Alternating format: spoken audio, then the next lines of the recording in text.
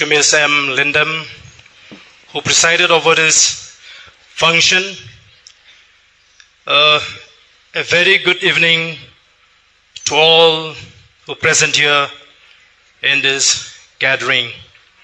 And a very happy Silver Jubilee to all the members of Don Bosco Higher Secondary School. At the very outset, I wish to express my sincere thanks to Reverend Brother Albert L. Khar, the principal of the school, for associating me with this auspicious occasion, the Silver Jubilee celebration. Members of the teaching staff, members of the non-teaching staff as well, the parents, and all the students, and my special greeting to Reverend Father Sylvester, who is the director of the school and also the parish priest, for the Gomes, the former principal of the school, for the Joseph, the director and principal of the St. Anthony's College. And excuse me, I will not be able to name them all, and I am not in a position to know all the names of the fathers and sisters who are here. So I wish you all the best, and I thank you all from the bottom of my heart. I would like to speak about the leadership on this occasion. First and foremost, I must express my sincere appreciation to the founder and all the co-founders of the Don Bosco School. And I would also like to request each one of you to give them a moment, think about them, their farsightedness, their vision, the concern to educate the people of this area and the need to establish this school as we see today. As I've already mentioned, that I would like to speak about the role and the importance of leadership in this occasion. You may be wondering why I choose to speak about this subject on this occasion. Because I understand that it matters to you, the students, and all the people of the state, and the state as a whole. We should remember that public safety and security, social and economic growth and prosperity of any country depend largely on the kind of a government that we elect. It also depends very much on the clean and effective government that the people elect. For example, I would like to tell you about a very well-known destination where every one of us would love to visit, and that is Singapore.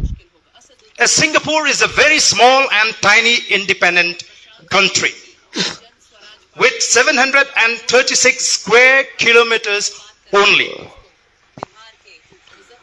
I don't know how many of you know the size of East Khas Hills district. Please raise your hand. You know what is the size of the East Khas Hills district? It is more than 3 times the size of Singapore. Singapore, which is small and tiny, took only 35 years to transform itself from the third world to a first world. They don't have resources to survive.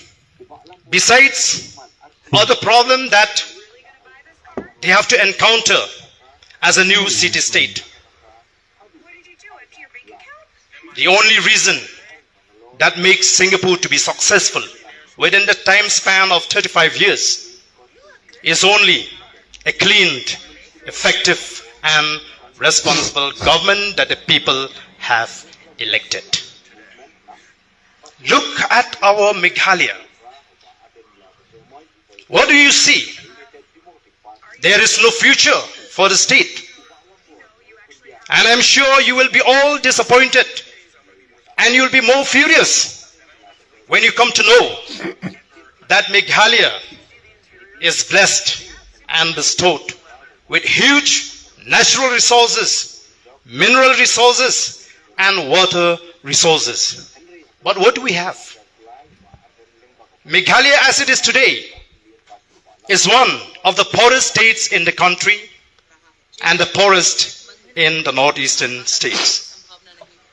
There has been a gradation in the environment as has been demonstrated by those students. Corruption is on the rise and Meghalaya is in the news for all the wrong reasons. Imagine what would have happened if the gospel did not reach into these hills and there is no church organization. What would be the situation? I would like to tell you that there is a vast difference between a real leadership and a pseudo leadership. We must be truly appreciated the church, and we are really truly blessed by the presence of the church,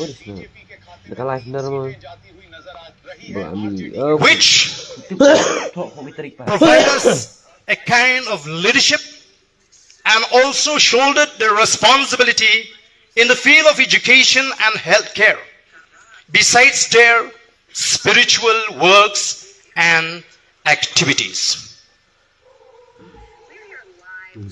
Even here in this institution, I'm sure that students physically experience the warmth and a sense of security when you have a right and strong leadership in the personality of Dr. Brother Albert L. Dakar.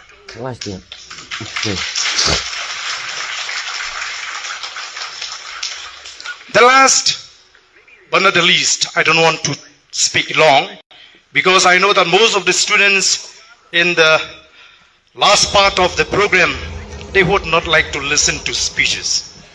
So I'll be brief. I will come to the conclusion. So last but not the least, you may ask, what does leadership have anything to do with us, the students?